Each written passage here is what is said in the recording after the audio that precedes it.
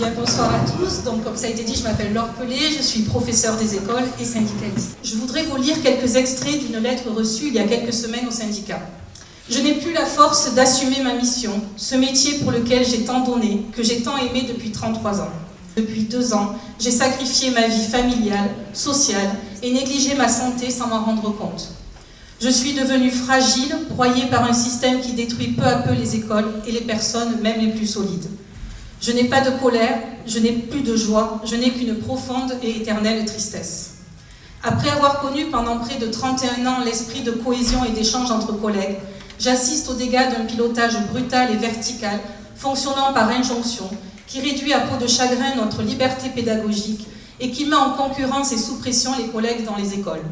Le règne de l'individualisme y remplace peu à peu l'esprit d'équipe. Je vois tant de collègues épuisés, tristes, stressés, qui doutent et qui culpabilisent de ne pas en faire assez. L'école de la confiance est en réalité celle de la méfiance, du contrôle et de l'accompagnement des commandes ministérielles. L'accroissement de la charge de travail à l'école et à la maison ont contribué à détériorer mon état de santé. Je me suis effondrée un soir en rentrant chez moi. Je culpabilise pourtant d'être en arrêt de travail, d'avoir abandonné mes élèves, leurs familles avec lesquelles j'avais tissé des relations de confiance, de respect mutuel depuis tant d'années dans ce quartier défavorisé. J'ai trop souffert des courriels professionnels qui arrivaient à profusion qu'il fallait lire absolument. Je dois faire un trait à jamais sur le plus beau métier du monde auquel j'ai rêvé depuis tout petit et que j'ai adoré faire. Voilà la réalité du métier d'enseignant. Nous sommes très très loin de la caricature encore répétée par cet ancien président, aujourd'hui repris de justice, qui réduit le professeur des écoles à 24 heures dans la semaine et encore que pendant 6 mois, car il y a les vacances et les week-ends. Ce collègue décrit tout ce qui fait qu'aujourd'hui les enseignants s'épuisent à faire leur travail dans un environnement qui leur est hostile. Ce qu'on nous demande, c'est toujours de faire plus avec moins. L'école publique est à l'os, les enseignants sont à bout.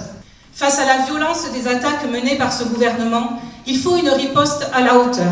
On a tiré le bilan des 14 journées de grève contre la réforme des retraites. Il faut nous organiser, il faut un vrai rapport de force. Pas une nouvelle journée d'action pour protester, pas une manifestation sans lendemain, mais la grève jusqu'à l'obtention de nos revendications. Parce que nous savons que vous êtes aux côtés des enseignants et pour la défense de l'école publique. Parce que nous savons que le boulot est fait sur les bancs de l'Assemblée.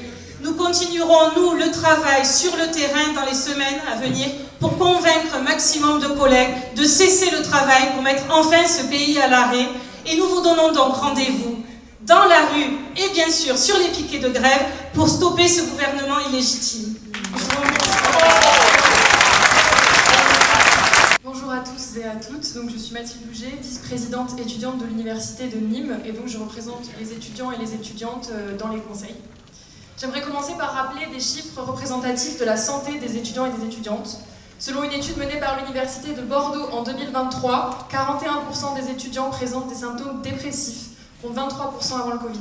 Les facteurs aggravant la situation de détresse des étudiants sont la précarité alimentaire, mais aussi la crise du logement qui pèse sévèrement sur les petits budgets. Selon le Midi Libre à l'Université de Nîmes, 55,5% des étudiants sont boursiers. Pour rappel, la bourse dépend du revenu des parents. Un chiffre supérieur à la moyenne nationale, qui est de 41%. 30% des boursiers sont échelons 5, 6 ou 7, contre une moyenne nationale de 19%. Cette situation de précarité est particulièrement alarmante. Selon l'enquête de l'association d'aide étudiante Copain, un étudiant sur 2 ne mange pas à sa faim et saute des repas par manque d'argent.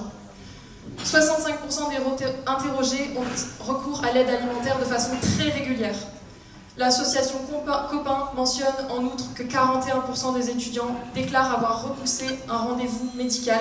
Pour répondre à cette situation, à Nîmes, la Banque alimentaire a mis en place des distributions alimentaires qui sont certes nécessaires, mais qui ne sont que des pansements. J'ai pu constater la longueur de ces files d'attente devant ces épiceries solidaires. Au regard de cette situation, remettre le repas à 1 € pour tous et toutes apparaît comme vital. Les étudiants souffrent à Nîmes d'une crise du logement particulièrement sévère.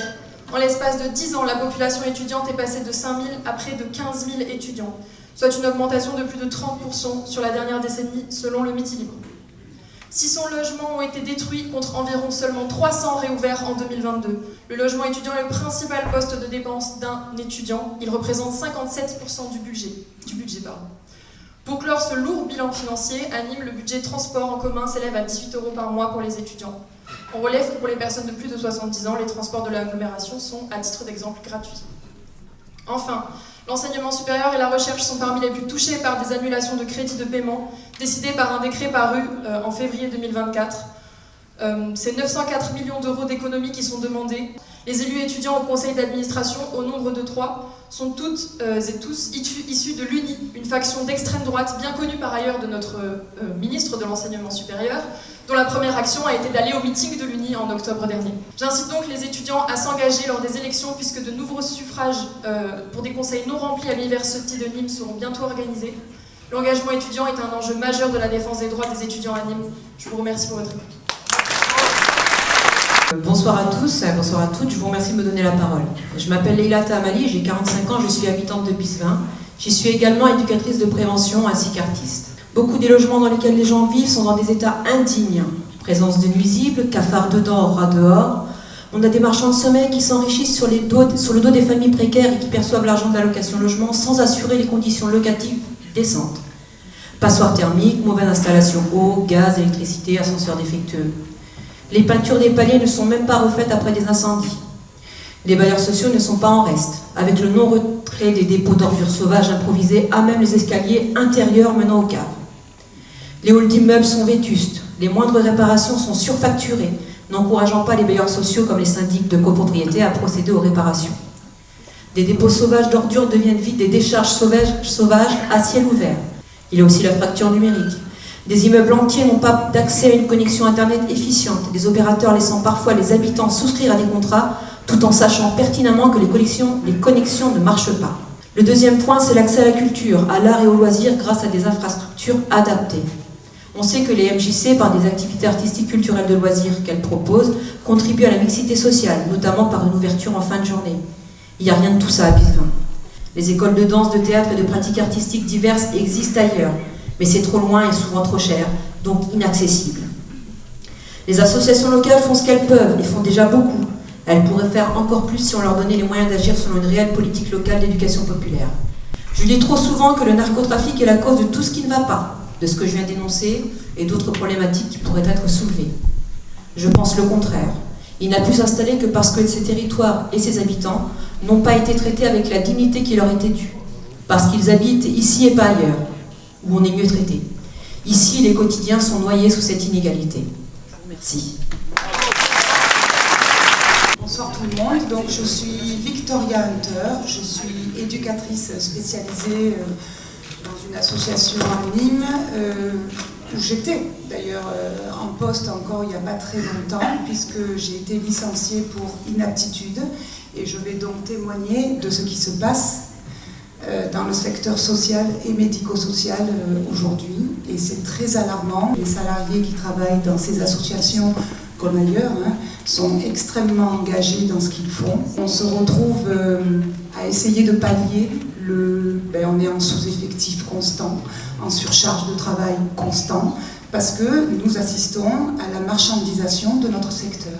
Nos directions, si elles veulent faire vivre ou survivre les petites associations, elles répondent à des appels à projets, elles acceptent tout et n'importe quoi, parce que évidemment on se retrouve avec des prix qui sont toujours de plus en plus bas pour accepter des missions.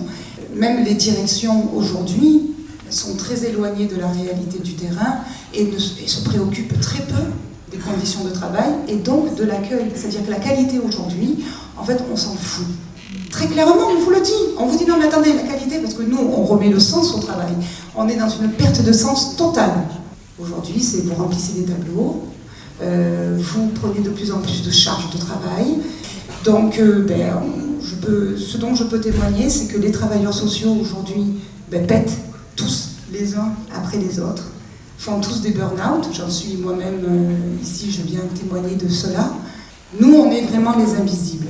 Le travail social, c'est ces personnes qui travaillent avec les personnes qui sortent de prison, avec des personnes qui sont atteintes de maladies psychiatriques, avec des personnes qui sont extrêmement éloignées de la réalité, qui sont dans l'exclusion, que ce soit aussi dans le secteur médico-social, dans le handicap, dans la réinsertion sociale.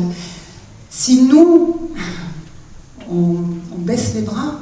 Enfin, c'est la société qui, à un moment donné, de toute manière, ça va se payer. Ça va se payer parce que nous, on est formés, on aime nos boulots, mais il faut nous donner les moyens de travailler. On les a plus. Aujourd'hui, c'est la marchandisation et c'est que le coût. On a affaire à des gens qui sont, désolés, mais comme les macronistes, c'est-à-dire qui imposent des choses, qui aujourd'hui s'assoient sur les institutions, s'assoient sur les lois, on est obligé de se battre. Aujourd'hui, les CSE, plus rien n'est respecté, il n'y a aucune transparence. Et c'est terrible, terrible pour les salariés, terrible. Alors, sachez qu'il y a de moins en moins de travailleurs sociaux parce que tout le monde s'en va, fuit le métier, et puis les étudiants ne vont plus vers ces métiers. Donc, c'est quand même très grave et alarmant ce qui se passe. Voilà, merci.